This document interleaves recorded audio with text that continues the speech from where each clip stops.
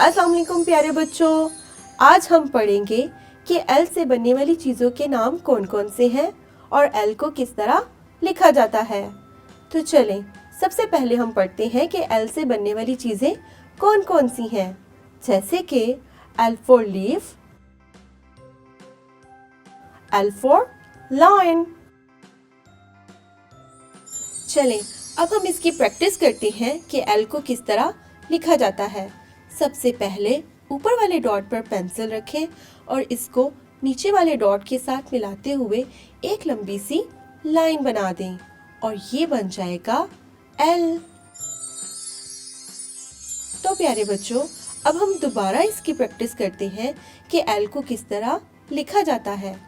सबसे पहले ऊपर वाले डॉट पर पेंसिल रखेंगे और तमाम डॉट्स को मिलाते हुए एक लंबी सी लाइन बना देंगे और ये बन जाएगा एल। तो अब तमाम एल की प्रैक्टिस अपनी अपनी बुक्स पे करें और मैं बहुत जल्द एक नई लेसन के साथ आपसे मिलूंगी। तब तक के लिए अल्लाह हाफिज।